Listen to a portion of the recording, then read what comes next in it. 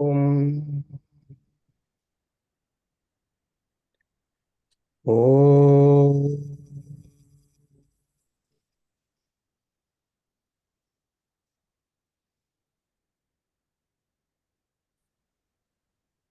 Om.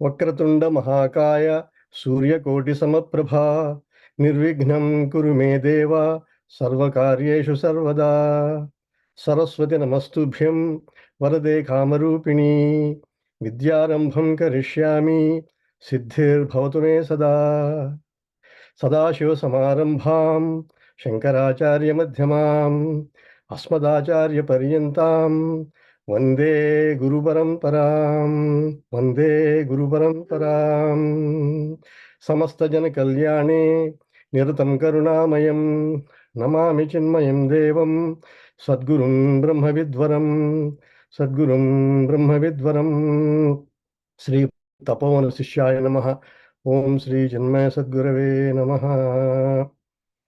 Hari Om, everybody. We are starting Kenopanishad today. The word Kena is the beginning word of this Upanishad. Just like Ishavasya Upanishad, it starts with Isha. Ishavasya, actually. That's why it's called Ishavasya Upanishad. In the Kena Upanishad also starts with the word Kena. Kena means by which. Okay, so that is why it is called Kenopanishad, because it starts with the word Kena. The fascinating thing is our rishis never appended their names. They lived as though it is a transmission through them, but they did not take any agency. And so they did not append their name. That is why it is a powerful teaching. It is not coming through ego. It is coming through divine sources, Upanishads. And Kena, as I mentioned, is the first word of the Upanishad. Now, briefly, this particular Upanishad is a part of Samaveda. Within Samaveda also, section 9, called Talavakara, is the name of that section, 9th section of Samaveda. So this Upanishad is also called Talavakaropanishad. Okay, it's just the root from the Veda, Samaveda, the basis. Talavakaropanishad. Now, Bhagavan Sri Krishna, when he taught Bhagavad Gita, he actually milked all his ideas from Upanishads. So the greatest introduction for Upanishads is that Krishna himself used Bhagavad Gita, used Upanishads as a cow and milked the essence of the cow, which is the milk, and gave it to Arjuna as Bhagavad Gita. Gita Amrutam Mahat. Okay. This is a small, beautiful sloka, which is a good introduction for Upanishads. The sloka says, Sarvopanishado Gavaha Dogdha Gopala Nandanaha Pardhovat Sasuthir Bhokta Dogdha Gitamrutam Mahatu. Gitamrutam Mahat. The great Gita is milk from a cow, which is a collection of all Upanishads. And then when you milk a cow, you need a calf. Because of the love for the calf, it starts to release milk. That Vatsa, or calf, is Arjuna himself. Partho Vatsaha. Arjuna was the Vatsa. Krishna is Dogdha, Gopala Nandana. So Upanishads is the essence of Bhagavad Gita, because it is actually used. Bhagavad Gita's wisdom is used in teaching Upanishads or preparing Upanishads. So That's the greatest introduction for Upanishads. Now, there are about 108 Upanishads which are known very commonly by great people as scholars, out of which 10 Upanishads were taken by Bhagavan Shankaracharya to write his commentary. Okay? Because when he took those 10 and wrote commentary on it, he established the Siddhanta, or the essence, or the message of the Upanishads. Using those 10 Upanishads. There's a simple sloka about those 10 Upanishads. Isha kena katha prasna mundamandukya tittirihi aitareyam cha chandogyam brihadaranyam Isha is first one, Kena is the second one, Katha is the third one, Mundaka is the fourth one, like that, 10 Upanishads.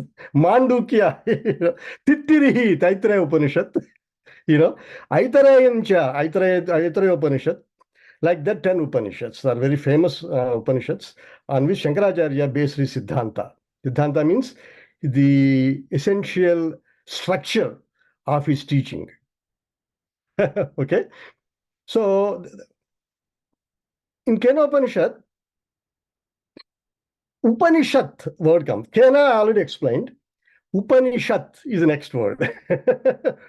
There are some beautiful explanations. Simple explanation is Upanishad. Upa means near. Nishad means sit near, a little bit below. Ni means niche in Hindi, below. Okay. Upanishad means sitting near, a little bit below. The teaching that comes after that is because basically it indicates a process of teaching when guru sits in an elevated platform and student sits reverentially a little bit lower on the ground. That reverentiality is very important. Reverentially, he sits lower at the lower platform to listen to the Upanishads, to teaching the Upanishad. So it implies an attitude required also. Guru Sishya, with the proper attitude of respect and Shraddha. Okay, that is to indicate. Now, Shankaracharya gives a little bit clear explanation. In Kathopanishad Bhashya, he writes, he also says, Upanishad is sad. He takes sad as the root, and he gives and takes the meaning from Dhatu Patha, and it has three meanings. Visharana, Gati, Avasadana. Okay. And he combines them all and makes a statement that with this knowledge from Guru, the ignorance of who we are is shattered. And that Visharadha, that Visharana means the shattering of the ignorance. Avidya in English, Sanskrit. And then it leads to the Gati. Gati means realization of who we are.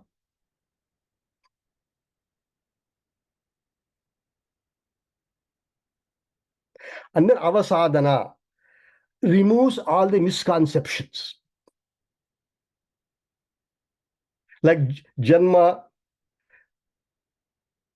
Vardhati, like all these things that we have, Asti, Jayate, like that, there are 6 afflictions we have.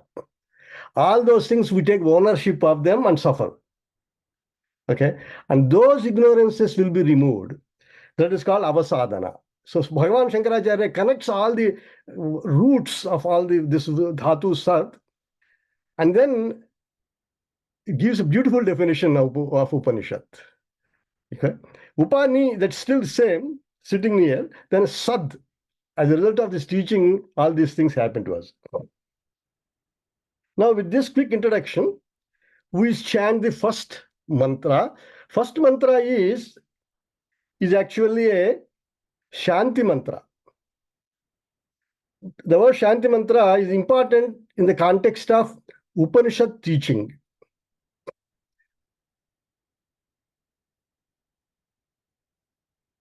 Upanishad teaching.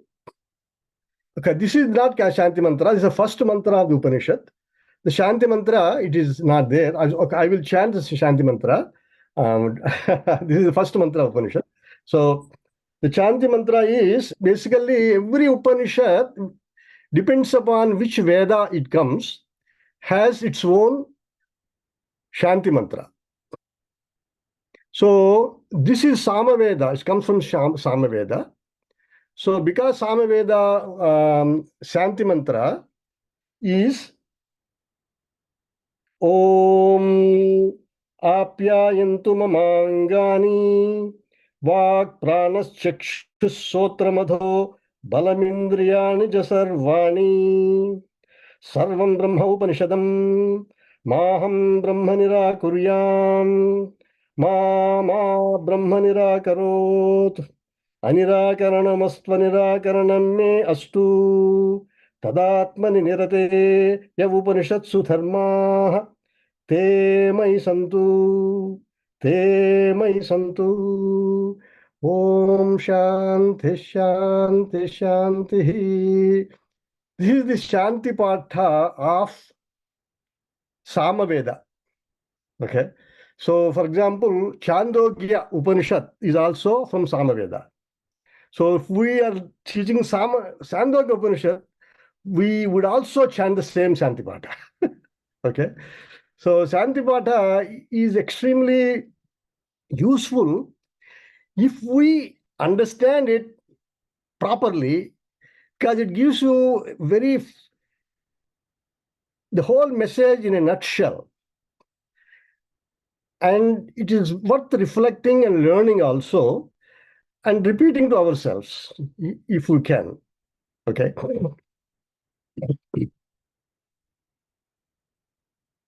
It starts with Om. Om Apyayantu Mamangani. Apyayantu means may they grow in strength. Mama Angani, Mama Angas, all my limbs.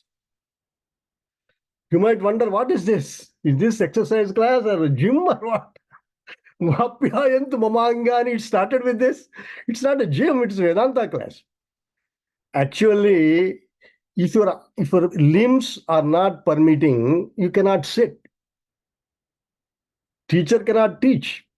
Student cannot properly hear.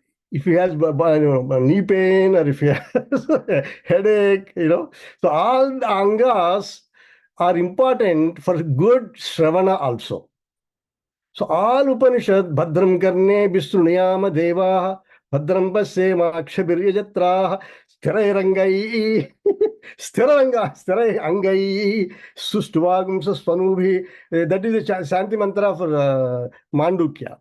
So, Sthirarangai, they say, Sthiraranga Angas. Everywhere in all Shantipatas, they make sure we realize the importance of ability to properly nourish our instruments of action and instruments of perception so that we can pay full attention to the teaching. Otherwise, they will be distracting. If you cannot sit properly, you keep on switching your hands, legs. If your back is hurting, then you keep on changing, adjusting.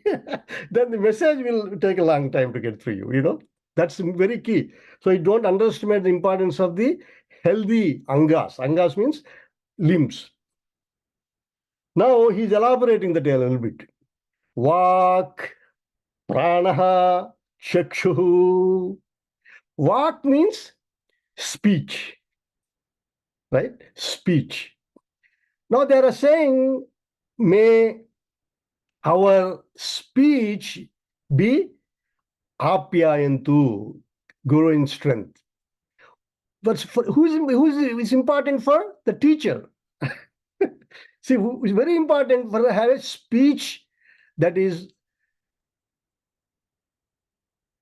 clear and without affliction. Without cough, without sounds, without noise. squeaky noise, all these things will distract. So it's very important. Walk, person is walk. He's specific now. Pranaha, energy. Even now, if you don't have energetic, enthusiastic attitude, then it will not pass to us.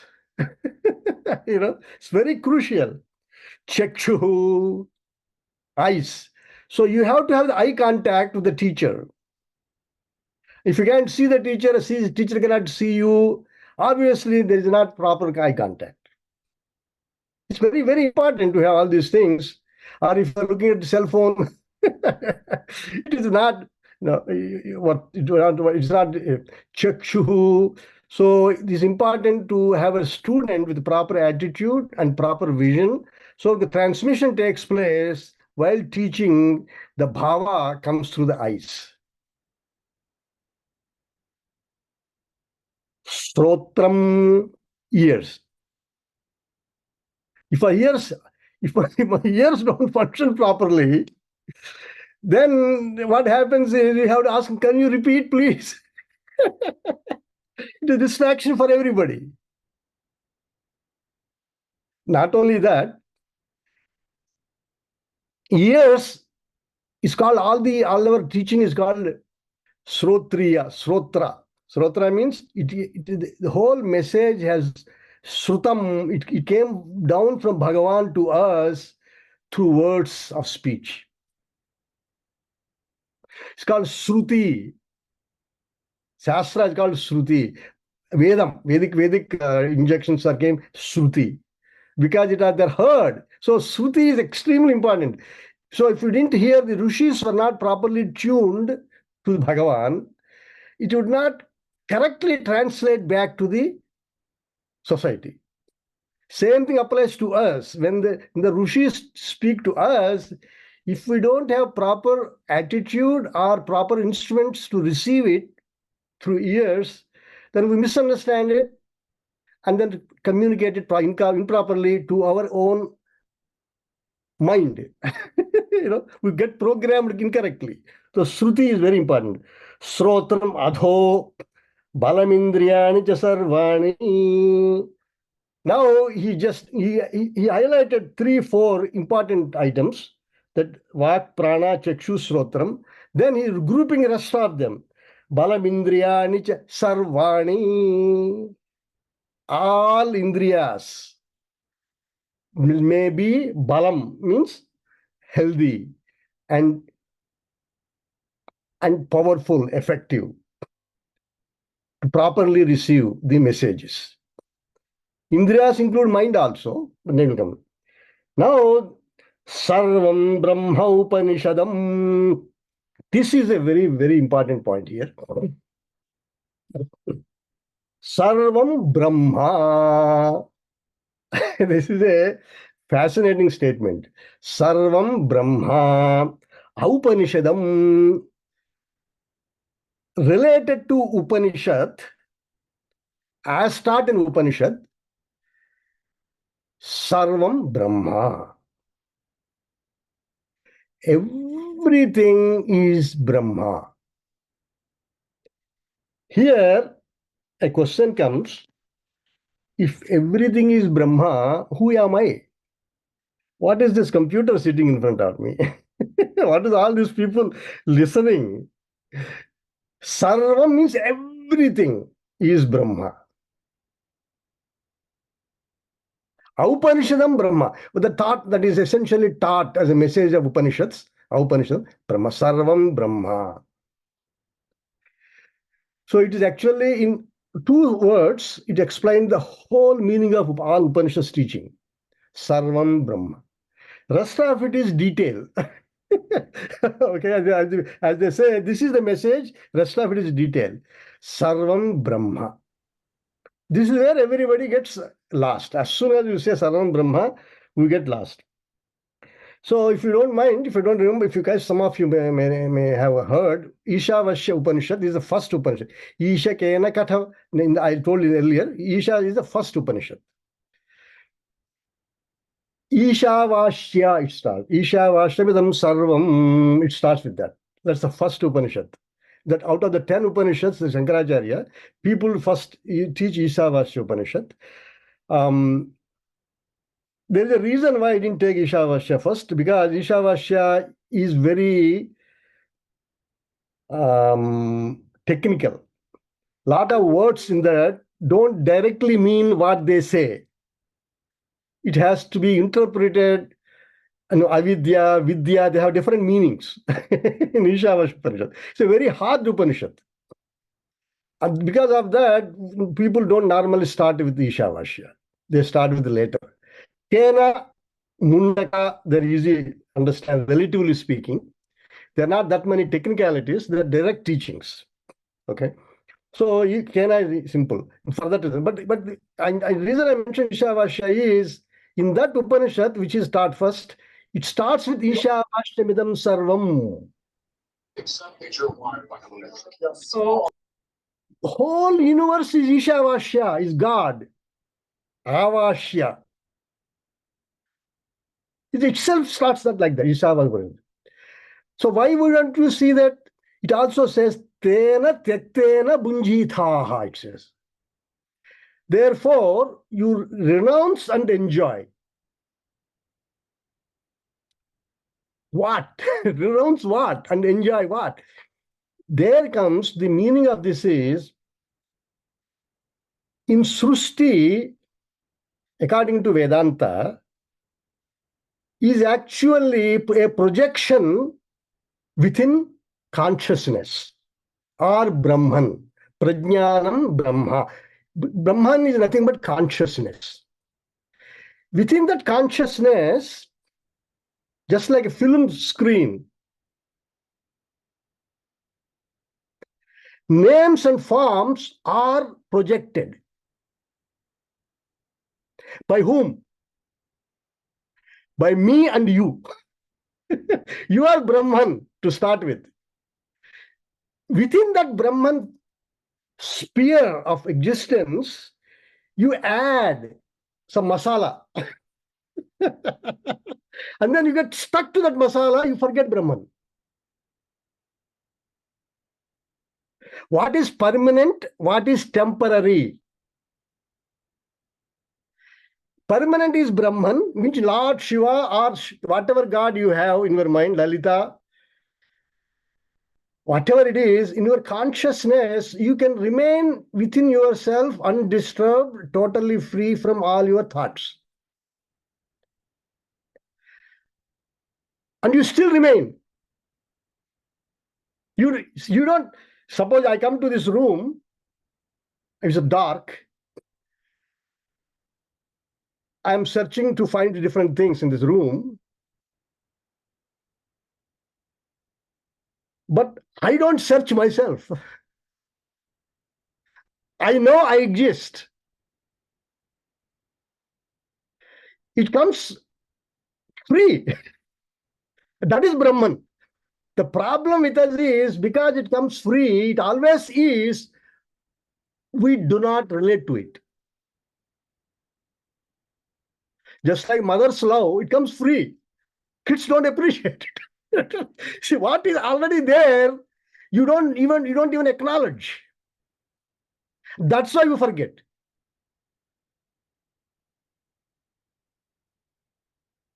You get it? So Brahman is the screen on which the activities of mind are projected. So you are consciousness to begin with. The names and forms are added as bits and pieces of consciousness. So names and forms are also consciousness. But we give a name to it and then get attached to it. But so Sarvam Brahma. What teacher is trying to tell you is, you refocus your attention to your source, to your subject. These are all objects. They come and go, but you remain. you shift your attention back to the source, then Nama Rupa becomes transactional. They are not real. For example, money, children, my body, my ideas, my thoughts. These are all owned by me through my constant reflection on them. They are not original realities. They are secondary realities superimposed on my original reality, which is Atman or Brahman.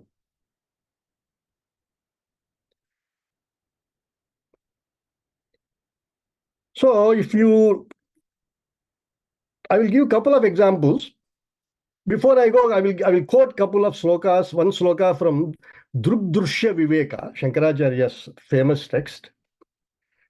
He says, Srushtirnama Brahma Rupe Satchidananda Vastuni Abdau Phenadivat Sarva Nama Rupa Prasarana. What is Srushti? Shankaracharya is explaining. In a book called Drushya Viveka. Srushti is nothing but a projection. Satchidananda Vastuni Abdau Phenadivat. Abdau means in water of the ocean, let us say. Abdau means oceanic water. Abdau Phenadivat. Phena means bubbles. Phenadivat are waves. Phenadivat. So imagine there is an ocean. The whole thing is ocean.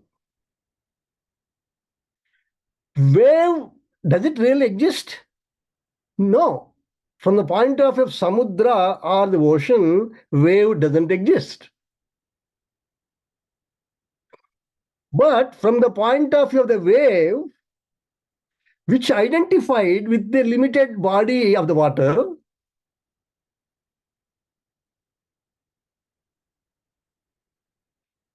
it exists, wave exists. Then it compares, oh, I'm a small wave, oh, that's a big wave, oh, this is a baby wave, like that. It starts now projecting itself. But if you ask the ocean, it's a no, there's no wave, they're all me. I'm ocean, there's nothing else. So if you ask consciousness, means your true existence. So in this sloka, Srushtirnam Brahma Rupe Satchidananda Vastuni. Shankaracharya, Brahma Rupe Satchidananda Vastuni. He mentioned that. That Brahma Rupa is defined as Sat Chit Ananda. That is a Vastu. Vastu means real substance. Vastu. In Vedanta Shastra, it comes very frequently. Vastu means real substance. On Vastu, you create Brahma. Without Vastu, you cannot create Brahma. Something real has to exist on which you can project whatever you want and then associate with that. Okay. So this is that Vastu is called Prama also. Pramana, Prama in some Sanskrit. And the Vastu is another word. Brahman is another word. Whereas the whatever is projected on Vastu can be called Vishesha, Vikalpa, Brahma. These are the words that come in Paribhasha. Paribhasha means technical language. Okay. So that is the problem. So Vastu we forget, like a fish, it always is in water. If you ask the question, where is water? It cannot tell you. Because it came with it. It lived with it. It formed from it. So that is the problem with us also. We are in nothing but consciousness in itself. Sat Chit Ananda. It is nature. It means which does not change. Just like a movie screen or computer screen, that does not change. whatever is projected on that changes. Right? That's what the message. So Satchidananda Vastuni Abdopena Sarva. I already gave example of ocean. And I explained you from the point of view of the ocean, there is no wave. In the same way, if we shift our attention from the names and forms that we identify with, for example, our body is a form, a name. It's like our wealth is a name and form. We identify with, give some numbers, and then we get overjoyed, and then we destroy our morning when we wake up. This like that, or we feel overjoyed like a wave, ups and downs. But reality, all of it is, it's all conditioning by ourselves, in ourselves. Just like in ocean, the waves rise and drop, within our own consciousness, our attachments, our fascinations, our illusions rise and then they drop. But then when we identify with them, we forget our consciousness, just like fish forgets water. But consciousness never changes.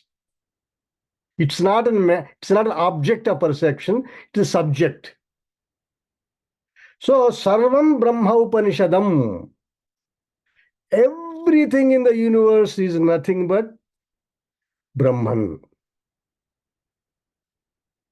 You might ask a question. So we are talking, we're discussing, now there is a mic here, there's a computer here, there's a wall there, there's a light there, there's a books here.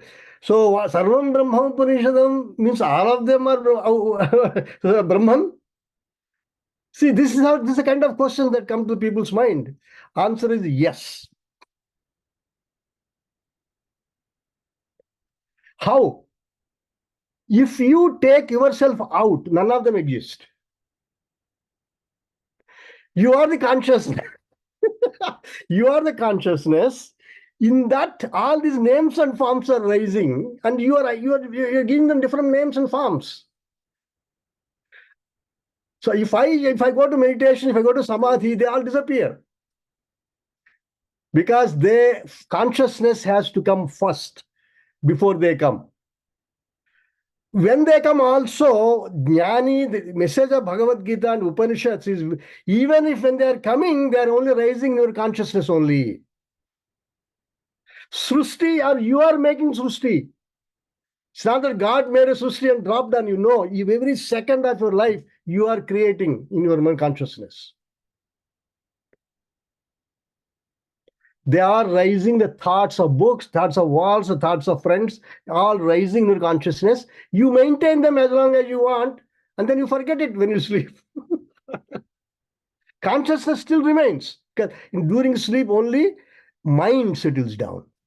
You are still observing quiet mind within you. Without consciousness, mind doesn't exist. Concept of sleep doesn't exist. So, Sarvam Brahma Upanishadam is extremely crucial sentence. Okay. Maham Brahma Nirakuryam. May that Brahman do not reject me. See, the student is so humble, so reverential. So in this context, you can say Maham Brahma. In this context, you can say Brahma means God. You can say like that. Brahma means contextually, may Lord Shiva may not reject me.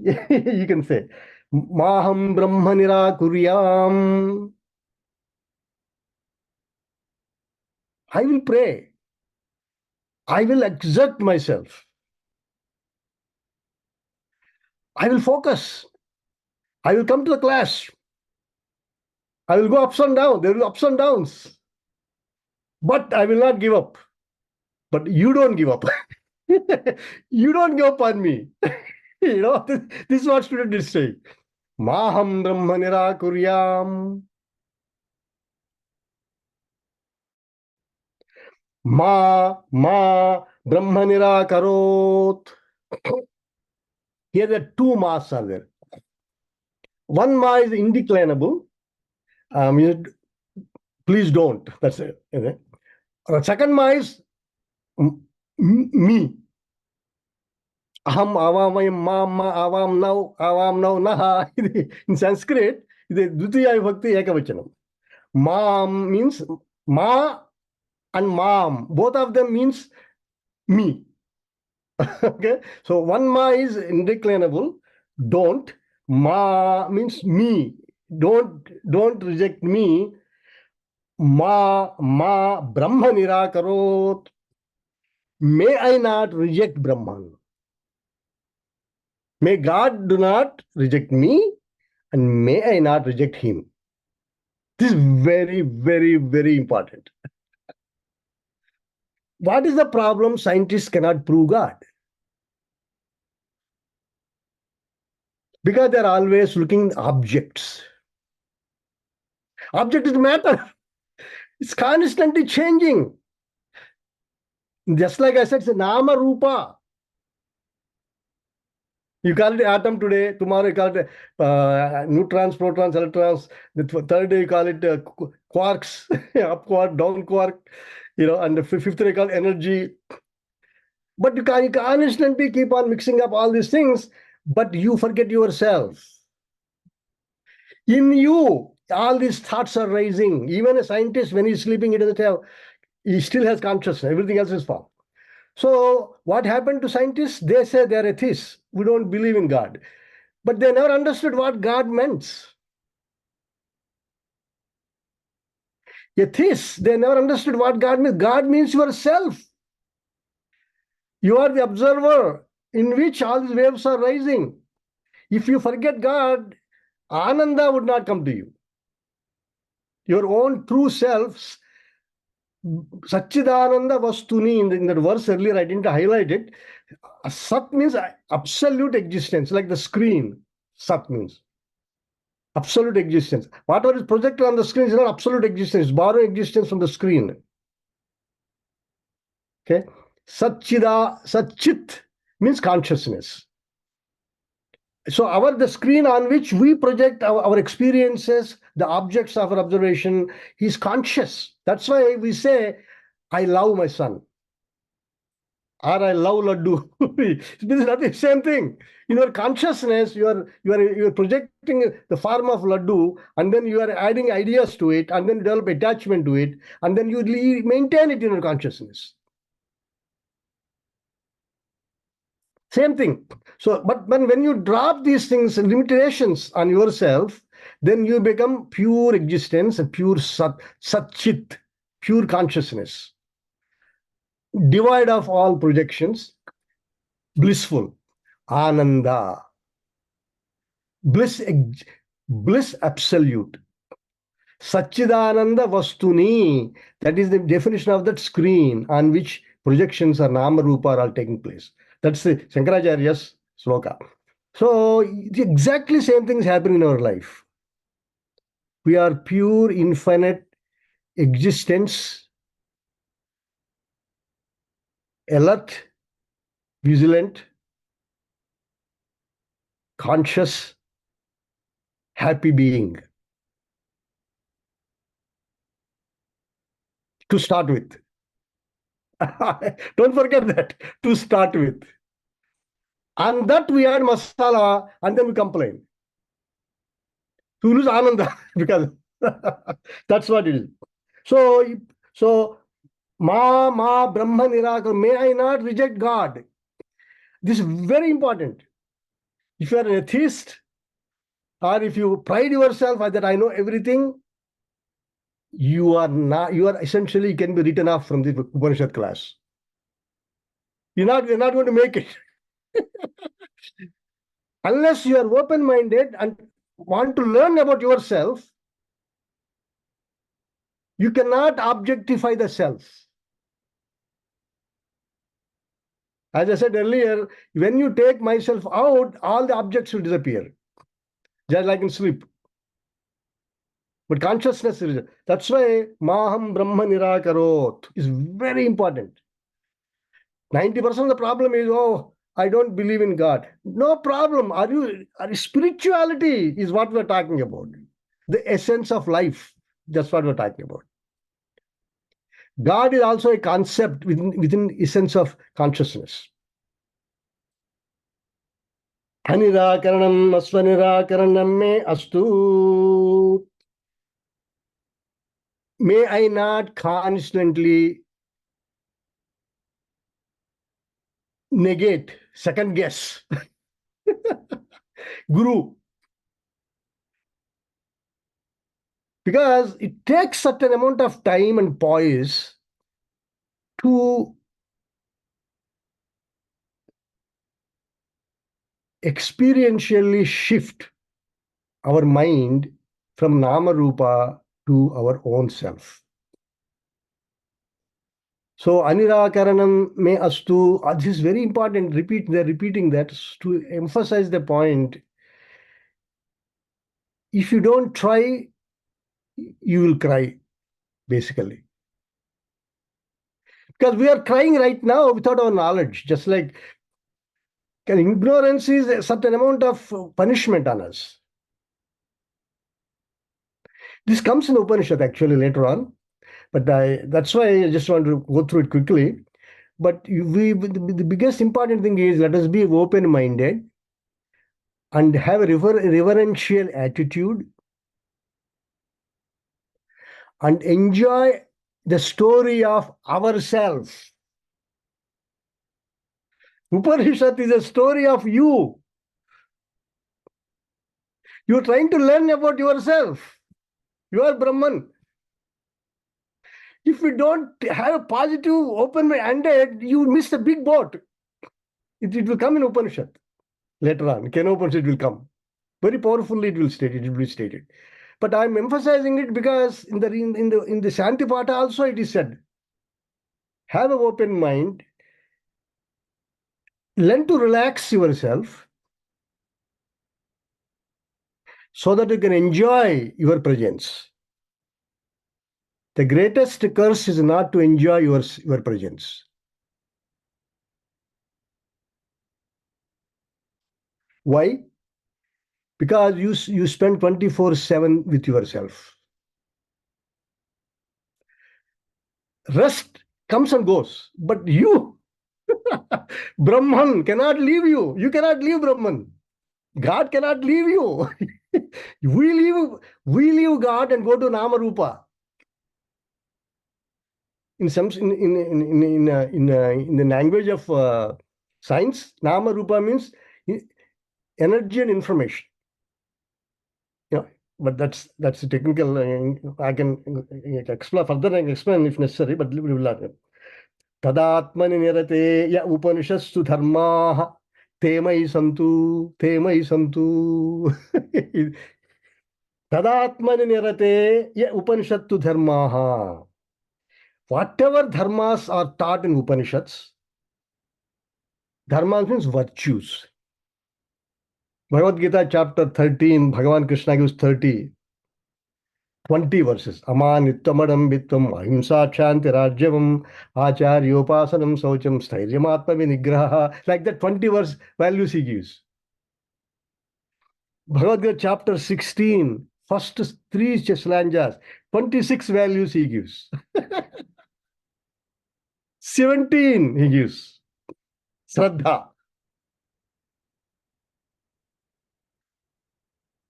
Our values they will support your adhikaritvam. Adhikari means your qualifications. But there is something very important here. A lot of people say, well, I don't have adhikari. Adhikari means I'm not qualified because I don't have those values. Swami Chinmayananda, my Gurudev, used to always say, even if you have one value, others will come.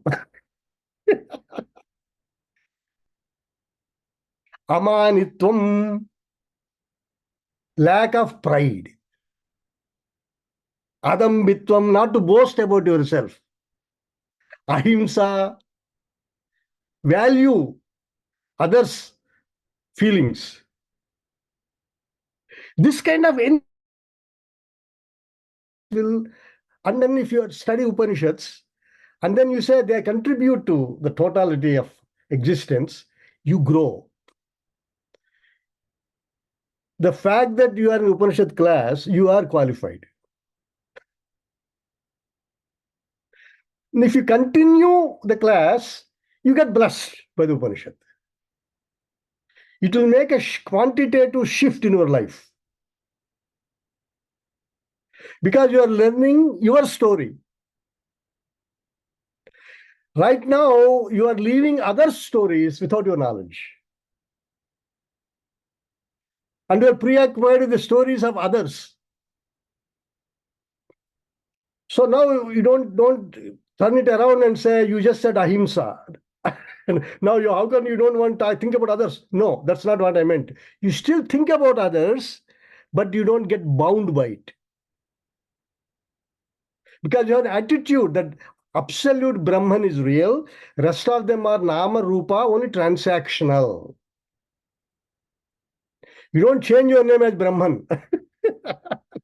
And then when you have to sign application, you don't write as Brahman. No, that is stupid thinking. That is not what it means. You realize your true nature and revel in that. And enjoy your own presence by yourself. Atmanyeva Atmana Tushtaha, Sri Krishna says, Bhagavad Gita, chapter 2. What is the lakshana of somebody who self-realized? Is always happy. By himself, with himself. He doesn't need anything else. That is a sign of, that is where your goal is. So you stay with the class and start to pick up one lesson at a time. Be a good student. Srotra, be a good srotra. Srotra means you don't rush to ask questions. Listen first. As much as possible, while I'm giving a talk, I will also answer the questions. Because I know I went through the same process. I'm still going through the same process. So I can, while I'm talking, I'm also answering what comes to my mind as a common individual, who I am. I'm a common individual too. It is only a privilege that I'm able to read more, a little bit more. By the grace of our Mahapurushas. So this is, don't underestimate the importance of Shravana, listening, without any doubts, without any questions. Without any doubts means, oh, I know it's not for me. God rejected me. I rejected God.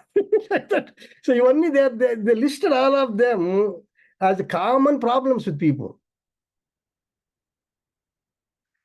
You know, I'm a scientist, man. I don't believe in all this. It is loss for you. Because as a scientist, you move away from yourself, and then you become objectify yourself, and you mortgage your mind and intellect, and then you struggling, forgetting your presence, actual presence. You know. So tadatmani nirate ya Upanishad dharma te mai santu. All those dharmas, the virtues of Upanishads, they may they santu, may they exist in me. So the student who is chanting the Santipatha is a very humble student. His attitude is also implied here. All the dharmas, there are so many, there are qualifications in a way, because they give me concentration, they give me faith, and they give me dhruti, means persistence to pursue this. May not be vacillated, reject this, reject that. No, take it as it is, make a progress. Slowly you experience yourself, and then you become free. Now, in this context, how do we know Nama Rupa? Because Nama Rupa are nothing but objects of perception. So a question might come, you are talking about the objects of perception. What about me, my mind? The mind is watching the objects outside. So is my mind is subject? The question here is strong, very, very powerful inquiry. Average person gets caught up in this. Who is subject? I am the subject. This body is the subject. What nonsense you're talking about? So this discussion, they give you 6 properties to decide what is object and what is subject. You have to decide which category it belongs. In Bhagavad Gita, chapter 13, verses 6 and 7, Sri Krishna gives also. Beautiful. 24 indicators of Prakriti he gives. So what I will do, we still have only about 7 minutes of time. I will just give 6 indicators to get a quick idea of what is not you. Because we get caught up in this business. Oh, what you are saying is, this is me. So Vedanta will clarify whatever is seen is the object. Number 1 point. Put this in mind. I will go through the 6 first, and then I will one by one I will take it up. Whatever is made up of matter, bhautikatvam, is also seen. It's nama rupa only. It's not you. Whatever has characteristics, sagunatvam, are attributed, is not you. It's matter only. It is object only. Whatever is savikaritvam, vikari means changing. That's not you. You are changeless. On you, stuff is changing. Whatever is agamapayitvam, agamapayinam, comes and goes, that is not you. You apply all of these indicators, one or the other will negate whatever our common thoughts are. Okay. For example, you might say, I am this body. Prove me. I'm not this body. Now you apply savikaritvam. It changes. That's why we do dieting. That's why we go to gym. Right? Savikaritvam means changing material. It is not you. You are not born 6 foot or 5 foot 2 inches. You acquired all this.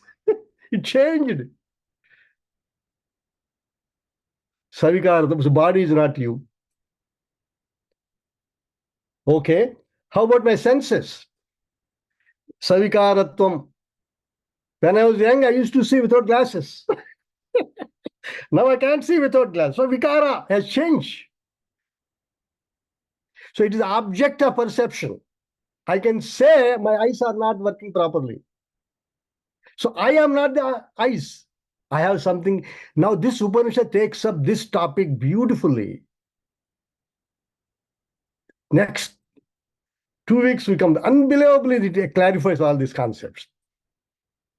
Okay, how about me, my mind, my ego?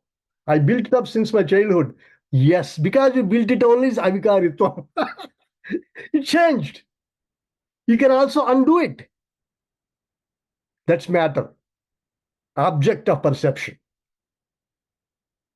Okay, I agree with all of this, but my mind. It's the biggest problem. Mind is the biggest.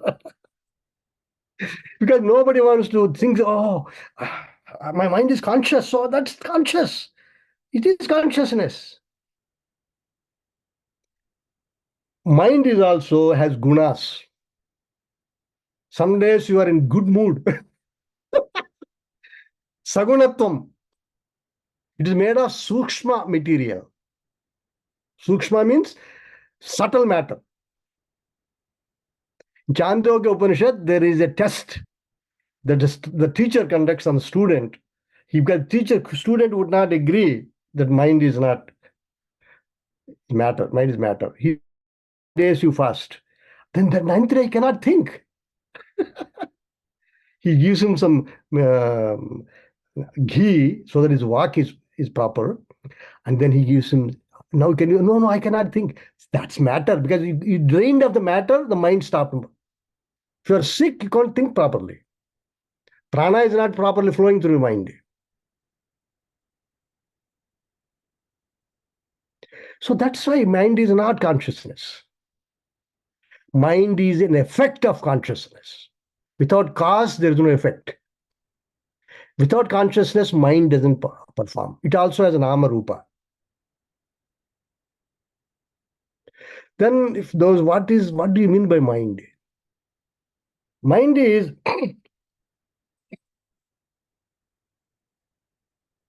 see, in our physiology, there are two things that we, as usual and normal human beings, not as doctors, know that they are moving. One is prana. We breathe and breathe out. We know. And it has, and second one is mind. Mind is flow of thoughts. And the difference between them is that flow has pictures in it.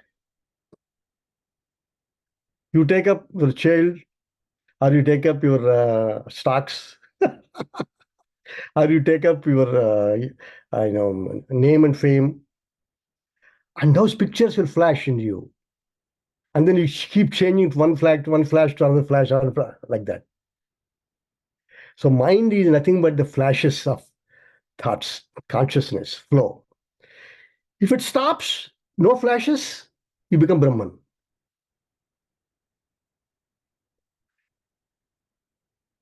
See, but so mind is nothing but packets of segregated existence, which you have names. My son, my book, like that, and farm. Apple. Suddenly you have a name and farm in consciousness, and it flashes in you. So, fundamentally speaking, most of the things that we normally think are nothing but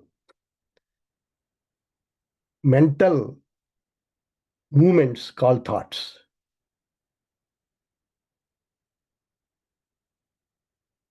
And Brahman is there now first.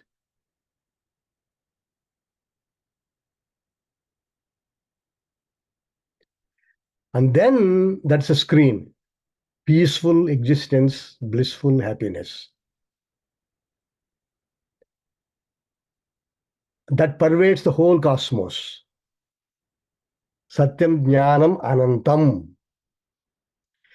In that consciousness, you senses project certain bits and pieces, and then they take up in it.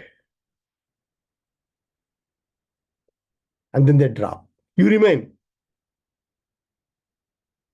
Okay. So next class, we will go into the first mantra. And that particular mantra is the question by the student. Upanishad is given as a dialogue between students and teacher. Om Purnamadah Purnamidam Purnat Purnamudachyate Purnasya Purnamadaya Purnameva Vasishyate Om Shanti Shanti Shanti Harihi Om Sri Gurubhyo Namaha Harihi Om.